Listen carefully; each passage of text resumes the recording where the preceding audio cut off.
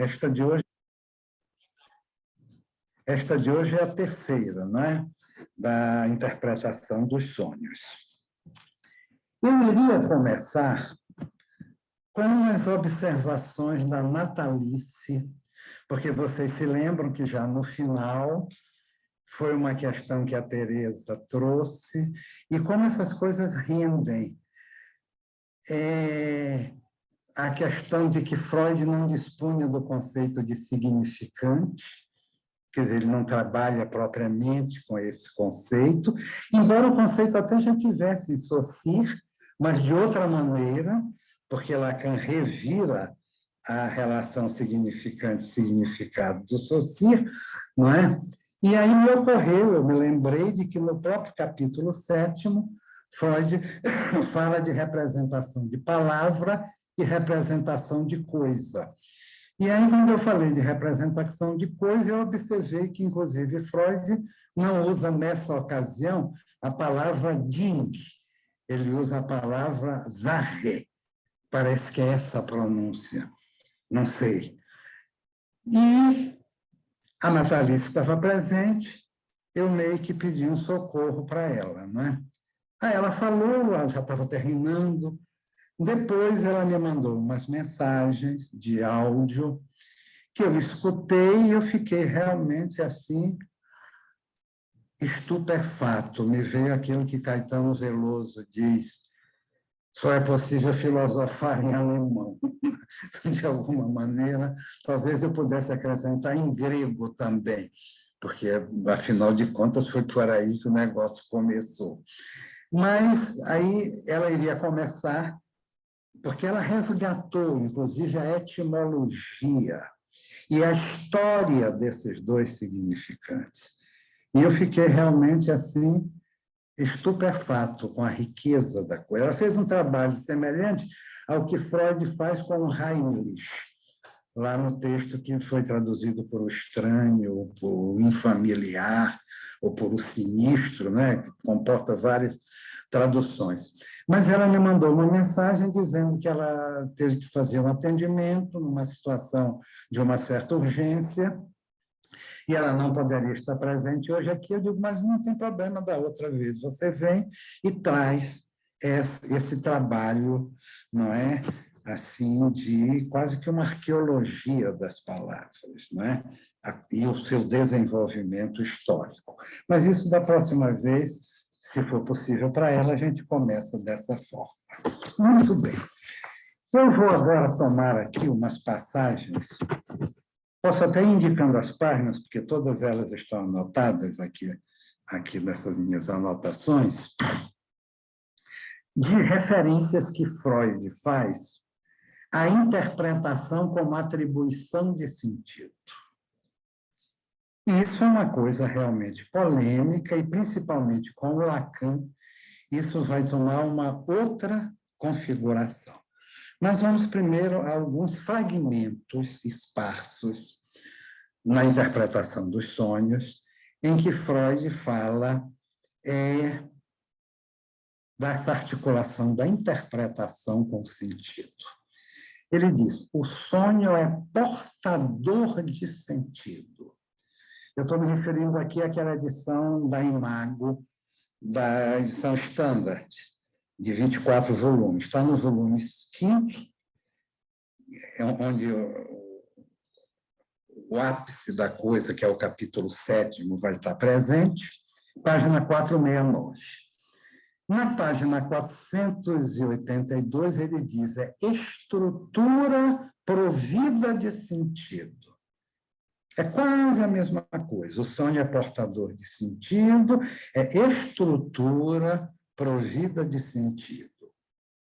Aquela famosíssima, é a via real para o conhecimento das atividades inconscientes da vida anímica, não é? É a estrada real, é a estrada régia para o conhecimento das atividades inconscientes da vida psíquica, que está na página 550. É a mostra exemplar do modo de funcionamento dos processos inconscientes. A mostra exemplar. Ora, e ainda uma outra um pouco mais longa que está no volume 4º, página 19, quando Freud diz assim: interpretar um sonho implica atribuir a ele um sentido, isto é, substituí-lo por algo que se ajuste à cadeia de nossos atos mentais como um elo dotado de validade e importância iguais ao restante. Então, esta é mais polêmica ainda, né? Interpretar um sonho é atribuir-lhe um sentido. Como é que a gente pode conciliar essas coisas?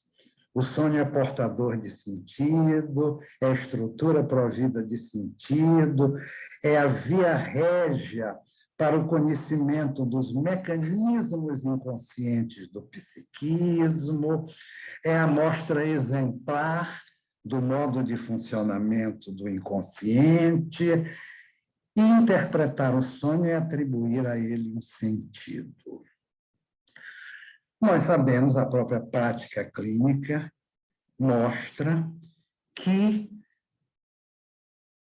não é propriamente o analista que interpreta o sonho, e menos ainda atribuindo-lhe um sentido, ou seja, projetando sobre o sonho um sentido. Isso até pode estar contido em intervenções, mas não é o cerne da interpretação, porque o analista vai convidar o sujeito a associar. Não é?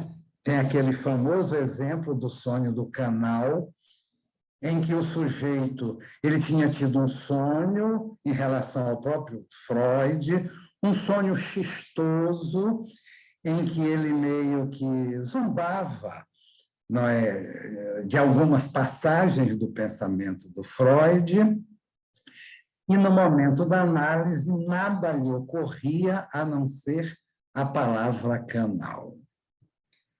Aí, quando Freud pede que o sujeito associe, quer dizer, só um fragmento, só essa palavra restou de todo aquele sonho.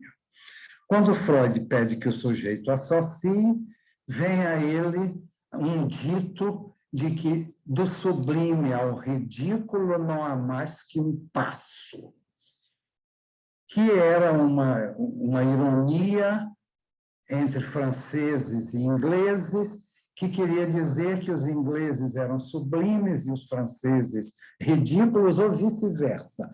Não me lembro mais qual dos dois seria ridículo e qual dos dois seria sublime, possivelmente ambos teriam elementos dessas coisas. E, a partir dessa associação, o sonho vai apresentando, digamos, esse sentido latente, esse conteúdo latente, que vem a partir não de uma interpretação que o analista projete, mas de uma marcação no sentido de associar, e de uma associação aparentemente disparatada.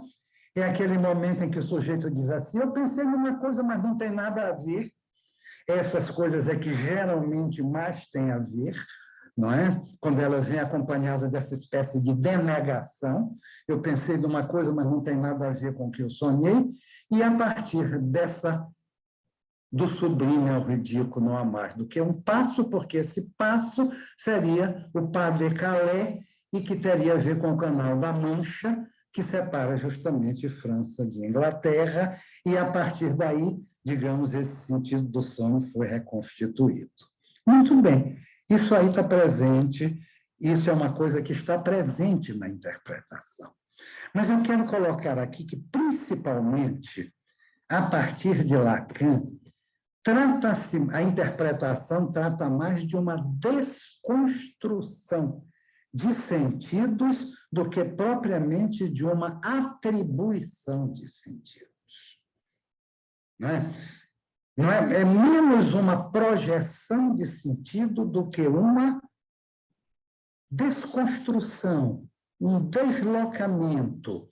E eu me lembro, quando eu falo disto, eu acho até que eu mencionei já numa das duas vezes anteriores, Isso aqui que está no seminário 10, na edição de 2005, página 137, quando Lacan diz assim: o que é isso, ninguém sabe, mas que é outra coisa, disso ninguém duvida.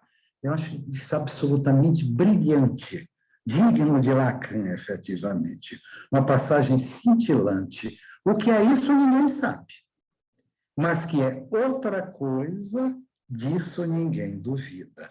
E me lembrei também de uma vez, isso foi em junho de 2017, quando eu estava falando nisso na escola lacaniana, aí na Ataúfo de Paiva, que a Teresa Nazar fez a seguinte observação: na análise não se trata de interpretação, mas de leitura. Que eu acho que isso tem muito a ver. Não sei como se separa propriamente interpretação de leitura, porque uma coisa acaba implicando na outra, mas são diferentes. Não se confundem, não são a mesma coisa.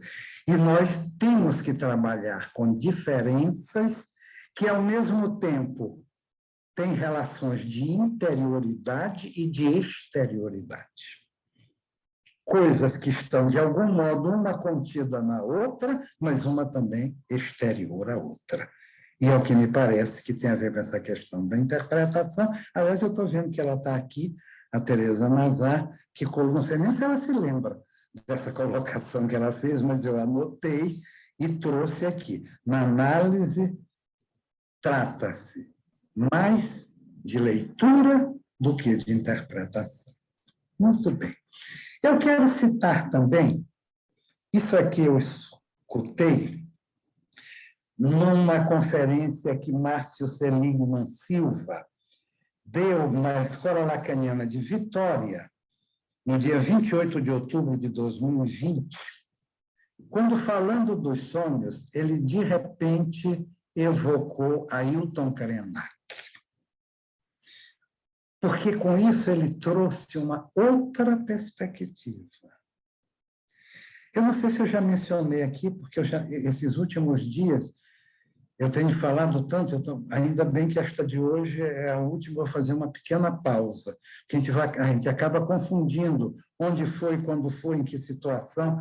Eu não me lembro se eu mencionei aqui uma vez que eu assisti, eu acho que foi na UFRJ, uma mesa em que estava presente o Krenak, e estava presente uma psicologia, uma psicanalista muito competente, bastante reconhecida, falando da questão do sujeito. Aí ela fez todas umas articulações muito interessantes, sujeito do desejo, sujeito inconsciente, o sujeito intervalar entre significantes, enfim, essa abordagem muito bem colocada a partir da psicanálise. Quando ela terminou de falar, o Krenak disse assim: mas não é esse o nosso sujeito. O nosso sujeito não tem essa dimensão. Essa dimensão que acaba desembocando no indivíduo, nesse sujeito individual. O sujeito aqui engloba toda a comunidade. Não há essa separação. E a gente sabe que entre os antigos, inclusive entre os gregos, não estava constituída a noção de indivíduo, nem a noção de sujeito, e havia muito essa espécie de subsunção do indivíduo no todo, na polis. Tem um discurso de Péricles, que é uma vitória dos atenienses na Guerra do Peloponeso, em que Péricles vai dizer o que é um grego, e, em particular, o que é um ateniense. E um dos traços fundamentais que ele demarca é justamente esse de que o grego só é na polis. Isso tem tudo a ver com aquela definição de Aristóteles de que o homem é por natureza social, que isso vai ser completamente desconstruído na modernidade, com as teorias contratualistas, em que o indivíduo é que é anterior à polis. E a polis é um construto mediante um determinado contrato. Então, Eu me lembrei dessa passagem para colocar aqui, só para situar essa questão dessa outro mundo, por assim dizer, porque aí o Seligman Silva, ele citou esta passagem que ele escutou do Ailton Krenak. Ele diz, ele vê na imaginação, Krenak, uma poderosa esburacadora de brechas. Uma face dessa imaginação são os sonhos. Aliás, Hobbes diz que o sonho é a imaginação do sujeito que está adormecido.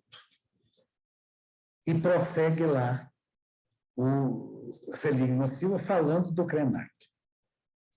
Trabalhar o sonho como uma epistemologia. O lugar do sonho como lugar do saber ligado aos antepassados e aos deuses. Porque aí entra justamente o mundo das sociedades tradicionais, da questão da ancestralidade e da questão das divindades. Então, eu acho que seria uma observação à parte que poderia ter toda uma importância para se trazer aqui, porque apresenta o sonho numa outra chave de leitura, digamos assim. Muito bem. A grande revolução, se a palavra cabe, que Freud opera na interpretação dos sonhos, não consiste em dizer que os sonhos são portadores de sentido.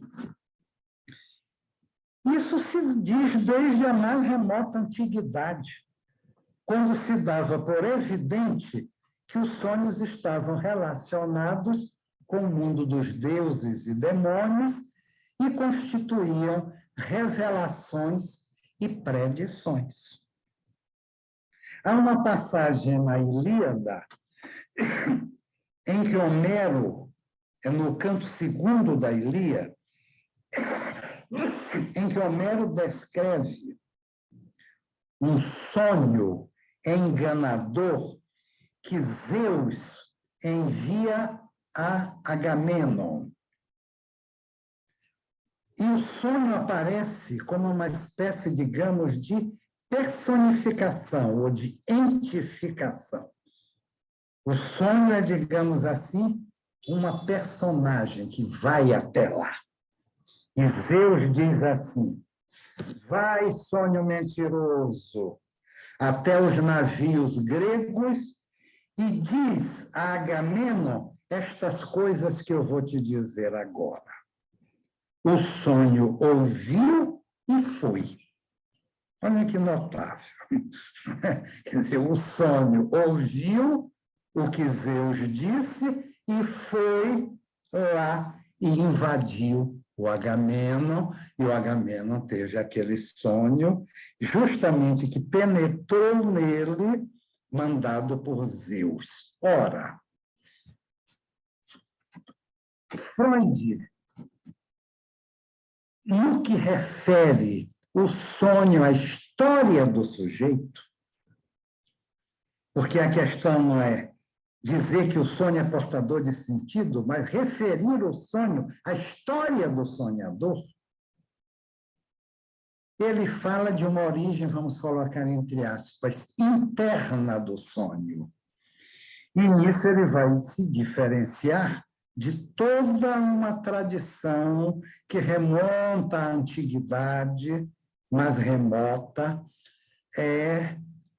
em que os sonhos teriam uma espécie de origem externa. Algum deus, algum daimon, algum sonho mentiroso como esse que Zeus manda para Agamenon. Mas o sujeito seria como que invadido, possuído pelo sonho. Com Freud, o sujeito realmente é invadido, mas essa invasão é de dentro, vem de dentro e não de fora. Então, isso é uma coisa que desloca bastante toda a questão de uma possível interpretação dos sonhos essa referência do sonho à história do sujeito. É isso que permite Freud dizer que esse sentido, na página 469 do volume 5º, que esse sentido é passível de ser inserido na cadeia de experiências psíquicas do sonhador. Não é? Um sonho passível, diz Freud, de ser inserido na cadeia de experiências psíquicas do sonhador. Quer dizer, quando estamos falando dos sonhos, estamos falando mais do passado do que do futuro. Porque entre os antigos o sonho tinha muita questão de uma experiência divinatória ou de uma experiência premonitória. Alguém sempre pode me dizer que sonhou com alguma coisa que em seguida aconteceu e me perguntar que explicação eu tenho para isso, eu digo que não tenho nenhuma. Porque há determinadas coisas, né, que realmente estão para além da nossa vã filosofia. Então, eu não posso garantir com absoluta precisão que alguma coisa como essa que aconteceu na Ilíada possa acontecer, afinal de contas, com qualquer um de nós. Mas o que Freud vai nos trazer é essa referência do sonho à história psíquica do sonhador. E isso torna o sonho passível de interpretação. Depois nós vamos ver com mais detalhes, no item A do capítulo 7º, quando ele rebate objeções, e algumas ele próprio levanta, em outras ele rebate objeções de outros autores, de que o sonho não poderia ser objeto de ciência. E não só de ciência, digamos, de que o sonho não poderia ser objeto de um estudo sério. E Freud vai magistralmente pegar cada um daqueles argumentos e mostrar que aquele argumento, longe de provar o que o sujeito queria provar, prova o contrário. Quando ele diz assim, o sujeito não se lembra com precisão do sonho, então como é que nós vamos saber com o que ele realmente sonhou? Aí ele apresenta isso como prova de que o sonho não pode ser objeto de um estudo sério. Freud diz, pelo contrário, é justamente porque o sonho é atingido pela dúvida e o sujeito está o tempo todo hesitando sobre o que sonhou, é que ele é passível, sim, de uma interpretação. É justamente por isso, por essa indeterminação. Não é preciso saber o que o sujeito realmente sonhou. Isso nem o sujeito sabe exatamente, porque no que ele lembra do sonho, a lembrança já vem, por mais vívida que seja, já vem uma ponta de dúvida, não é? Que a própria resistência traz, atingindo aquela formação onírica. Então, essa questão da referência ao sujeito é muito importante, é um dos principais pontos que eu acho que é preciso destacar no que tange a Freud e sua interpretação dos sonhos. Então, nós falamos algumas vezes de interpretação e outras de explicação. E eu quero colocar hoje... É meia hora que nós temos ainda? Ou eu estou enganado aqui? Vamos dizer 20 minutos ou 15 para... Meia hora ainda. Hein? Meia hora ainda. Mas para que a gente possa também conversar um pouco. Sim, sim. Uns 15 minutos, aí vocês podem começar a me interromper. Eu já tenho um monte de perguntas. Pois é. A gente tem falado de interpretação, de explicação. Tem aquela famosa história de que Freud explica, não é? Mas não explica tudo, felizmente. E, afinal de contas, em que consiste uma explicação? Como é que em ciência, como é que em epistemologia se trabalha esse conceito de explicação? De um modo geral, e colocando a coisa na sua síntese mais apertada, nós podemos dizer que explicar um fenômeno é referi-lo às suas condições de possibilidade. ou as suas condições de existência, ou as suas condições de manifestação. Isso seria explicar um fenômeno. Por exemplo, se eu quero explicar a solidificação da água que vira gelo, eu vou referir este fenômeno às suas condições de existência, que tem a ver, pelo menos, com 3 fatores. Um ligado à temperatura, outro ligado à pressão e outro ligado à própria água, porque, afinal de contas, de que água se trata? Se a água é salgada, por exemplo, não são as mesmas condições de se a água é doce, ou uma água, digamos, mais pura, H2O, que seria água pura. Então, explicar o fenômeno é referi-lo às suas condições de existência, no caso, que no caso da água congelar tem a ver com a temperatura, tem a ver com a pressão e tem a ver com a própria pureza da água. Uma água que seja apenas H2O. Isso é explicar. A psicanálise explica? Sim. A psicanálise constrói modelos explicativos, e vários. O complexo de Édipo é um, por exemplo. O esquema do pente que ele delineia lá no item B do capítulo 7 é também um modelo. Ele até adverte, cuidado, nós vamos tomar os andaimes pelo edifício. Isso aqui é um esboço, é uma ilustração, não é? Não é exatamente aquilo de que se trata. Aquilo de que se trata, na verdade, a gente nunca trata efetivamente, tem sempre um resto, de modo que esse tudo é simplesmente algo do campo do impossível. Então, explicar é isto. Ora, como eu já coloquei aqui, como nós sabemos, Freud está construindo a sua teoria na medida que a expõe. Então, o ato de expor é, ao mesmo tempo, o ato de construir. E ele vai explicitando em várias passagens esparsas a sua teoria e a sua metodologia. Quer dizer, o método de explicação não se separa do método de exposição. Isso tem a ver com o fato de Freud não estar trabalhando no interior de uma teoria já constituída.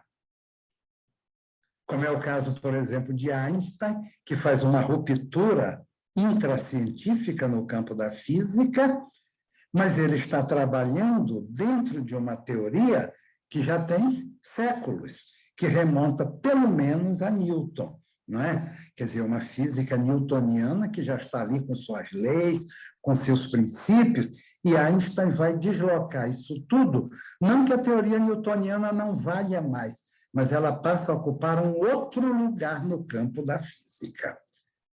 Quer dizer, é à luz da teoria einsteiniana que você pode, a partir daí, ler a teoria newtoniana.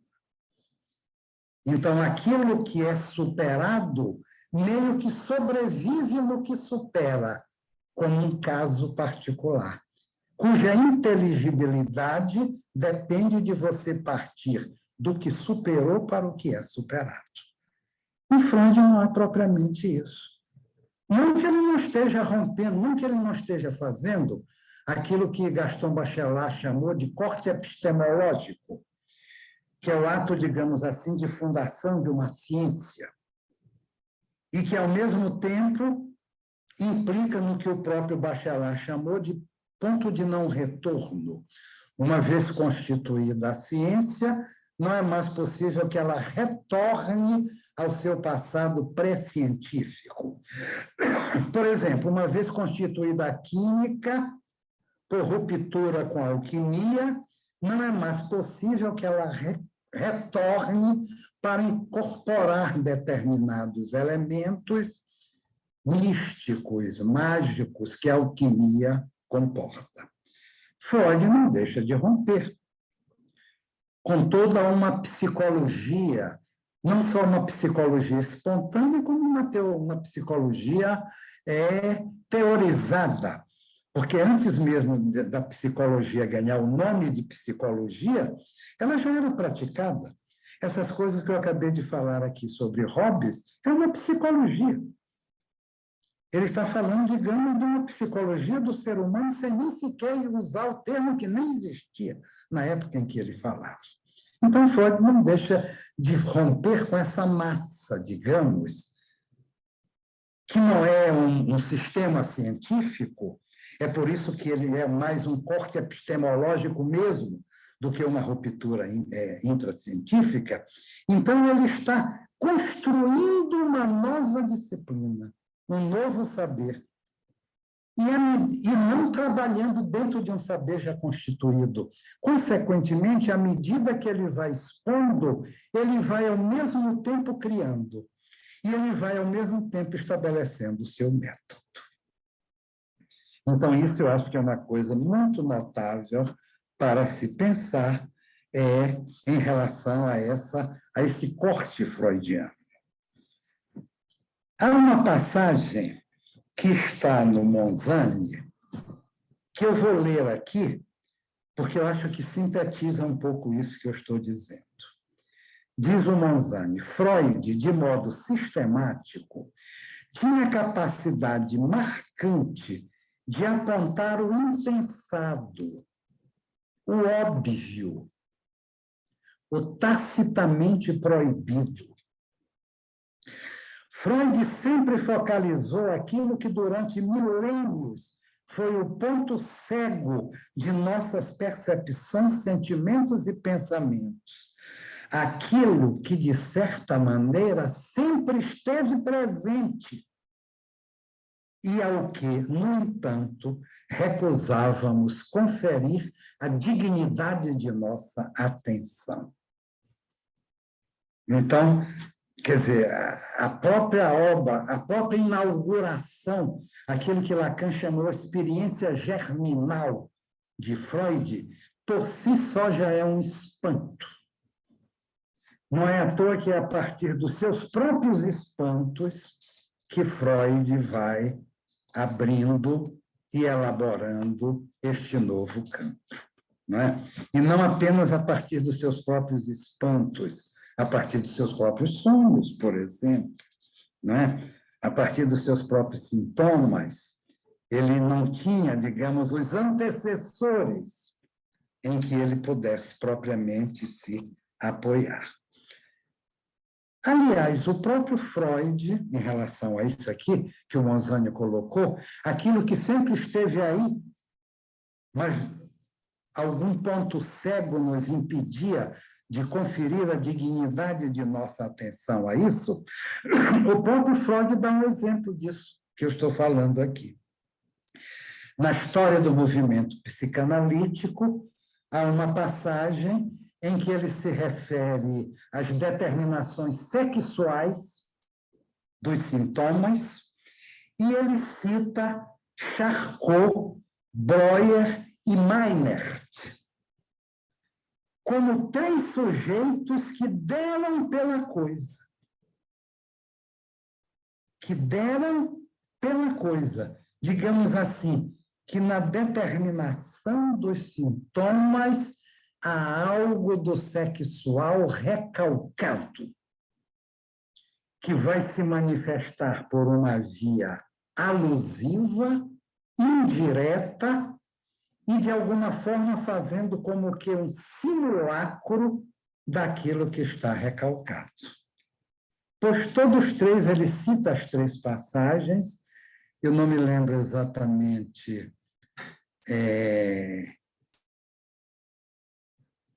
as circunstâncias precisas de cada um dos três, mas um até chegou a meio que cinicamente recomendar até uma cura, porque essas coisas apareciam, lembremos, eram nas mulheres que isso aparecia, nas histéricas, porque é a partir daí que a experiência freudiana começa a se instaurar. Um deles chegou até a recomendar cinicamente uma espécie de remédio para isso, que seria doses regulares de pênis. E ainda diz em seguida, repetir a dose. Então, vejam que essas 3 pessoas tinham dado pelo fato de que, por trás da neurose, há algo do sexual recalcado, mas não souberam extrair as consequências. Freud fica até admirado. Ele diz, mas como que eles puderam perceber isso e não tirar as consequências daí? E, mais uma vez, eu me lembro de Hobbes, quando ele define a filosofia da seguinte maneira: a filosofia é o conhecimento das consequências das palavras. Definição absolutamente brilhante, não é? Porque a filosofia é justamente isto, é o conhecimento das consequências das palavras. Então, Freud diz, como é que esses 3 sujeitos, 3 cientistas eminentes, reconhecidos, puderam atinar com esse fenômeno e não souberam extrair as consequências? Pois ele, Freud, soube. Ele, Freud, extraiu, e daí que ele é que fundou a psicanálise, e não foi Breuer, nem Charcot, nem Meinert. Não é? Então, seriam algumas coisas que eu colocaria no que tange a explicação. Eu acho que no que tange a interpretação,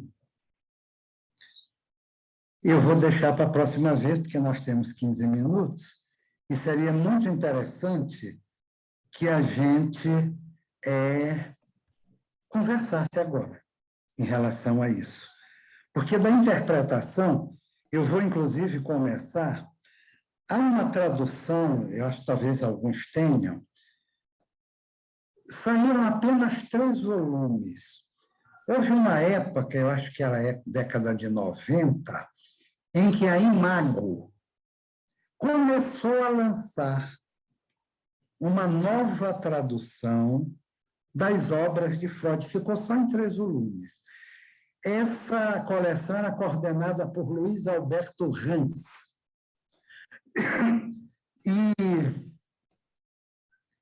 E foi traduzida direto do alemão, que, inclusive, foi talvez a razão principal, que a gente sabe que a coleção da Imago, lá da coleção Standard, é uma tradução indireta pela via da tradução inglesa, né? O que já dá um desvio imenso logo de saída. Então, foi uma tradução feita do alemão, e há um momento em que o Luiz Alberto Hans vai explicar o sentido da palavra Deutung em alemão, não é? Porque a Traumdeutung é justamente a interpretação dos sonhos. Deutung é a interpretação. E ele dá uma nota explicando sentidos que a palavra Deutung contém no alemão. Se eu for fazer isso agora, vai o resto do tempo, eu vou deixar ficar isso aqui como as cenas do próximo capítulo. E eu espero ter aqui, inclusive, a Natalice, porque ela pode acrescentar muita coisa em relação a isso. Então, eu acho que por hoje eu posso ficar aqui e aí vamos conversar sobre essas coisas todas. Eu começo. Em ebulição. Tereza Nazar começa. Boa noite, Agostinho. Boa noite. É porque você fica meio na penumbra. Né? Ah, pois é. Eu estou com um problema aqui. Toda hora eu fico amarela e na penumbra. Eu fico te procurando. Eu até gosto da penumbra, mas tudo bem. É um problema aqui do computador. Ô Agostinho, você trouxe vários pontos, vários recortes, né, do Freud, e um muito importante do Lacan. Mas a gente poderia explorar um pouco mais essas questões e tal, a propósito dos recortes que você trouxe, mas eu, evidentemente, me senti instada a falar na medida em que você trouxe um comentário que eu teria feito lá na escola e que você estava presente. Antes de falar sobre isso, você fala, a propósito da interpretação, que ela é uma desconstrução de sentido, né? E eu entendo essa desconstrução... Oi? Sentidos cristalizados, digamos. Exato. Eu entendo essa desconstrução de sentido como sendo aquilo que, de alguma maneira, se articula com o que eu disse. Porque quando eu digo que o sonho ele é mais leitura do que interpretação, eu estou me referindo ao fato de que a leitura se faz ao pé da letra. Isso. E a letra é real, é algo que não pode ser dito pelos significantes, que, quando se articulam no discurso, produzem o sentido. Então, qual é a questão aí? Isso explica por que a intervenção do psicanalista, a despeito do que ele diga ou do que ele faça de silêncio, pode funcionar como uma interpretação exatamente porque espera-se que ele intervenha quebrando esse sentido pelo simples fato dele intervir, por conta da transferência. Mas isso também pode acontecer pelo silêncio. O silêncio, aliás, ele é altamente interpretativo, né? Quanto menos o analista fala, menos risco ele tem de dizer bobagem, claro. Mas eu queria lembrar, a propósito disso que eu acabei de dizer, que você fala do sonho, né? Como... Agora eu perdi exatamente o que você disse, mas, na verdade, o sonho ele é realidade psíquica. Ele é realidade psíquica. Como é que a gente pode interpretar isso? O que isso quer dizer? Eu entendo que, enquanto realidade psíquica, o sonho é essa articulação dos significantes, mas por efeito da letra. A letra é que faz, na verdade, a gente pode dizer, a escolha desses significantes quando o sujeito relata o sonho, que é isso que vai aparecer, sob o efeito da censura. Então, quando você relata o sonho, você está produzindo sentido. Mas o que instou o sujeito a falar do sonho se a gente quiser, um sentido real. Não é o sentido imaginário simbólico que está em tudo aquilo que a gente diz. Bastou abrir a boca que você está produzindo sentido. Então, outro ponto importante, né, é que o sonho... Quando fecha a boca, também produz sentido. Também produz sentido, é verdade, é verdade. Então, o sonho ele é realidade psíquica, o sexual recalcado, que você citou também, eu entendo como impossível de dizer do real. Tem a ver com a perda da coisa, a qual produz como metonímia o próprio objeto A, que vai ter efeito, vai estar lá na fantasia. Então, esse palavrório todo, né, é para dizer, pelo menos eu entendo assim, que esse sexual não é necessariamente como Freud, até de forma jocosa, né, fala que para as histéricas, né, como solução do sintoma que tem a ver com o sexual, doses de pênis regulares e tudo mais, na verdade, o Lacan vai retomar essa questão do sexual como sendo o corte, a impossibilidade justamente de você dizer de que sexo você é, a que sexo você pertence. Você pertence a um determinado sexo por efeito da fantasia na qual você está atrelado. Né?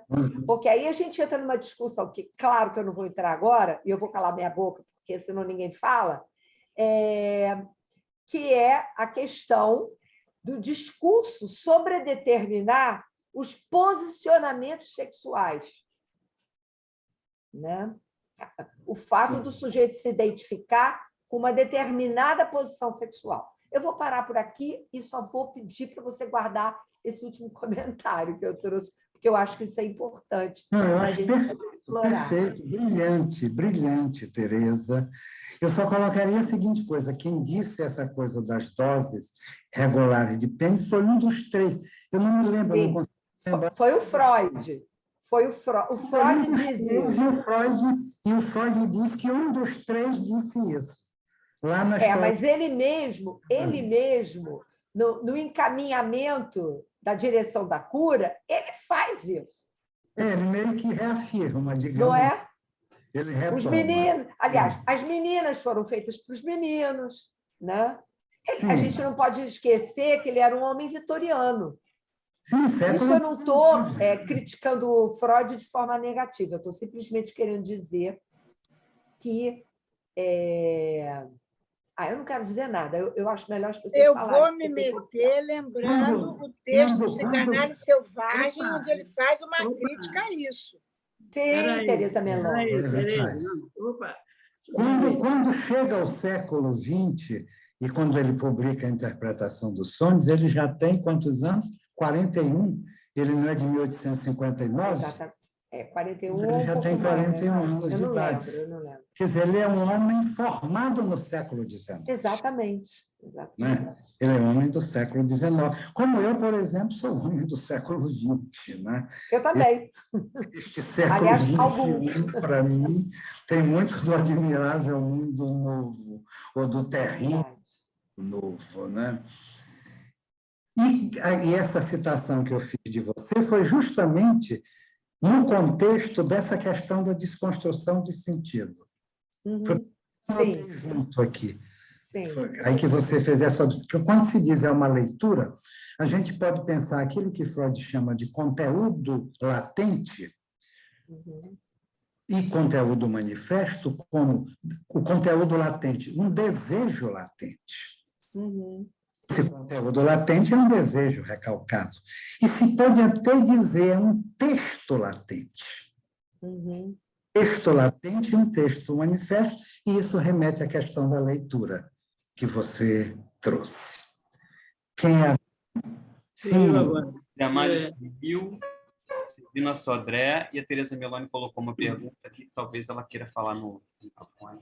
Bom, Agostinho, eu quero primeiramente dizer que eu me sinto muito à vontade, muito estimulado em assistir o seu seminário, porque eu gosto muito do Freud. Eu estudo Freud há 40 anos. Já li esse texto do Freud várias vezes e me surpreendi novamente, estimulado pelo seu seminário, relendo ele. Toda vez que você relê Freud, você descobre uma coisa nova, né? Mas eu queria a partir daquilo que você disse hoje, voltar ao texto de Freud e cotejá-lo com o Lacan, porque eu acho que aí tem a questão que eu queria que você é um filósofo, a meu ver. Você tem um traço filosófico, você tem uma cultura filosófica importante para nós, analistas, além de ser analista. Então, essa questão do corte epistemológico me pegou muito, e é a primeira pergunta que eu te faço. Se você acha que Lacan fez um corte epistemológico com relação a Freud. Isso é a primeira pergunta. Mas a pergunta principal que eu quero fazer é com relação ao próprio texto de Freud. Quando ele fala, por exemplo, que o sonho não é o inconsciente. Aliás, quem diz isso é Lacan, lendo Freud. O sonho não é o inconsciente. Aquilo que se manifesta na nossa experiência onírica de todas as noites não é o inconsciente, é a formação do inconsciente. Então, estou só remetendo àquela questão, àquela ideia da Tereza Meloni no seminário anterior sobre a questão do real. Porque o Freud fala do umbigo do sonho. Você falou que o sonho é via régia. Aliás, Freud falou isso, né? Via régia para quê? Para chegar ao real, quando ele fala do umbigo do sonho. Eu gostaria que você comentasse esse ponto do texto de Freud. Via real, como ele diz, para o conhecimento do mecanismo dos processos inconscientes. Quer dizer, o sonho não é o inconsciente. O sonho é uma formação do inconsciente. Exatamente. Ele remete. Mas não é uma formação, digamos, entre outras. Para Freud, ele é uma formação privilegiada, por assim dizer. Tanto que naquele curso que ele deu nos Estados Unidos, ele chegou a pensar em falar apenas da teoria dos sonhos. Mas como estava num país de mentalidade prática, e é ironicamente, né, que ele coloca isto, ele achou que seria criticado como um onirócrita. Então, seria uma colocação. Outra em relação ao corte epistemológico, que eu usei no sentido bachelardiano, que é no sentido de uma... Não é Althusser? De um conhecimento novo, o Lacan, ele me parece mais provocar aquilo semelhante ao que Einstein faz em relação a Newton. Não, eu estou falando da relação do Freud com Lacan. Sim, mas eu acho que Lacan estabeleceu um corte. Sim, Lacan, ele estabeleceu, digamos, uma ruptura intracientífica. Ele estabeleceu uma ruptura dentro de uma ciência, com todas as aspas que se quiser colocar, já constituída, já estabelecida lá nas suas bases, na sua metapsicologia. Então, é diferente de Freud, porque o Lacan parte do Freud. Sim. E parte, de alguma maneira, de si mesmo, da sua própria escuta, da sua própria experiência. Então, o fundador do campo da psicanálise é o Freud. Mas é como se refundasse, né? Ele redimensiona, ele restringe alguns aspectos, amplia outros e introduz outros. Por exemplo, o objeto A, como, por exemplo, o englobamento real, simbólico, imaginário, etc. Então, o Lacan, foi por isso que eu fiz a comparação de Newton com Einstein e de Freud com Lacan. De toda maneira, possivelmente Einstein vai bem mais além de Newton do que Lacan, inclusive porque o Lacan não teve essa intenção. O Lacan teve a intenção de fazer um retorno a Freud, mas um retorno que não seria uma repetição do próprio Freud. Então, se Freud funda a psicanálise, eu me arriscaria a dizer que Lacan refunda, redimensiona, restringe alguns aspectos, amplia outros e introduz novos conceitos. Hoje, depois de Lacan, já não é mais possível Freud sem Lacan. Sim, sim. Não é? Mas é claro que só não é possível Freud sem Lacan depois de Lacan. Agora, você não acha que a ideia do real está na ideia do umbigo do sonho? Claro, claro. O umbigo do sonho, porque a gente sabe que Freud, às vezes, o conceito aparecia antes do nome. O próprio de metapsicologia, discutimos isso da primeira vez. Só depois é que ele vai criar o nome metapsicologia. Mas o campo desde antes. Só depois ele vai usar o termo tríade, que é para pulsão, mas chamava de estímulos internos. Sim. Quer dizer, o conceito já estava lá, mas não estava nomeado. Então, chama de umbigo do sonho, que é uma metáfora, seria a maneira que ele encontrou de dizer algo semelhante, porque não é exatamente a mesma coisa, porque os arcabouços teóricos em que cada uma entra são ligeiramente diferentes, às vezes não tão ligeiramente, mas é algo que tem a ver com aquilo que Lacan nomearia como real. Mesmo porque o umbigo do sonho para Freud é o desconhecido. É o desconhecido. É aquele emaranhado, como diz o Freud, em que o sonho mergulha no desconhecido. E no desconhecido, no incognoscível. Sim. Que não é possível conhecer, porque o desconhecido pode vir a ser conhecido amanhã, mas é no incognoscível mesmo do que está vamos para além de toda apreensão intelectual, por falta de outra palavra. É isso. Obrigado. É agora? Agostinho, nós já esgotamos o tempo, mas tem Celina Sodré e Tereza Meloni. Então, vamos pelo menos escutá-las, né? Oi, Celina. boa noite. Boa noite. Agostinho, vou tentar fazer uma pergunta bem sucinta. Quando você falou dessa questão do sonho ligado ao passado, às experiências psíquicas do sujeito, e não ao futuro, como na ideia dos sonhos premonitórios. Mas aí eu te pergunto o seguinte, mesmo esses sonhos que são ligados ao passado, quando eles, de alguma maneira, iluminam esse ponto cego, eles, de uma certa maneira, não se projetam para o futuro do sujeito? Inclusive, várias experiências, várias descobertas científicas surgiram a partir de sonhos. Sim. E obras de arte. E obras de arte mais ainda, não é? Mas algumas descobertas científicas, eu me lembro vagamente de uma coisa que eu estudei, sei lá quantos anos, mais de 40, quando eu estava fazendo mestrado na PUC, num livro do Karl Hempel, chamado A Filosofia da Ciência Natural, em que ele fala de um sujeito que descobriu a estrutura do átomo, de algum desses elementos, hélio, ou lá um outro qualquer, me veio hélio, é capaz de ser, mas não tenho certeza, em que ele acabou descobrindo a estrutura que ele vinha procurando há tempos, de repente ele sonhou com algo em que ele visualizou aquilo que ele estava procurando. Então, o sonho, quer dizer, de alguma maneira, aquilo já estava no seu inconsciente. O sonho pôs em cena, regressivamente, na forma de imagem, aquilo que vinha sob a forma de palavra, de teoria.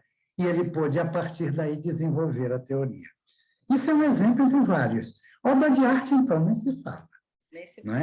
Quer dizer, e eu também não posso dizer, tem aquela história, eu não creio nas bruxas, pero que lá sai.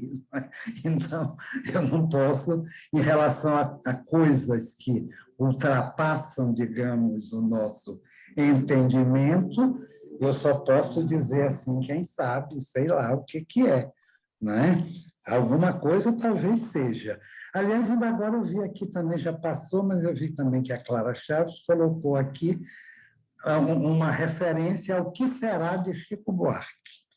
Eu acho que esse Que Será de Chico Buarque, nas duas versões, belíssimas ambas, é difícil saber qual é a mais bonita, nas duas versões do Que Será, o Chico Buarque meio que traz mais ou menos esses enigmas que nós estamos colocando aqui. Afinal de contas, o que será? O que foi, será? E aí, Tereza Meloni? Ela, né? Ela colocou aqui por causa do tempo. Eu tinha até retirado, mas já que chamou, agora chamou. É o seguinte, você no início fala desse sonho, até de uma maneira mítica, né? Que Deus mandou, vem dos deuses e tal. Entendi que é essa constituição real do sonho. Mas, na clínica, a gente se utiliza, né? A gente, de certa forma, na clínica, para que o sonho, porque quem dá a interpretação não é o analista, né? Essa leitura de que a Tereza se refere, eu acho muito mais apropriadamente que a interpretação, na verdade, o próprio sujeito que é remetido ao sonho. Ou seja, pelo menos eu na clínica uso muito assim, mas por que você foi sonhar isso? Quer dizer, a gente entrega o sonho, né, para o sujeito que sonhou e diz, olha, o negócio é teu, o que você vai fazer com isso? Isso, de certa forma, me pareceu o oposto, antinômico, dessa ideia de que o sonho tinha um dono, sei lá, outro, né? Assim. Entendeu? Uhum. Sim, pois é. Né? Quer dizer, o sonho tem a ver justamente com a história do sonhador. Quer dizer, você chega um sujeito, diz assim, hoje eu acordei morrendo de raiva da minha mulher que eu sonhei que ela estava me traindo. Eu digo, sim, mas foi você que sonhou, né? Foi você que sonhou. Foi no seu sonho que você colocou sua mulher traindo. Então, o sonho é seu. A autoria desse sonho é sua. Isso aí é fazer o quê? Implicar o sujeito no próprio sonho. É isso que Freud faz. Ele implica o sonhador nos seus sonhos. Quer Doutor dizer, Agostinho, esse real do qual vem o sonho está no próprio sujeito. com licença, boa noite. Boa O noite, diretório gente. pediu para encerrar, porque eles vão Muito fazer obrigado. sequência, e não dá para Muito fazer. obrigado. Adorei. É bom conversar assim com gente como vocês. Adorei. Obrigada, Agostinho. Obrigada, Agostinho. Obrigado. Eu que agradeço. Boa noite a todos. Até a próxima. Boa noite.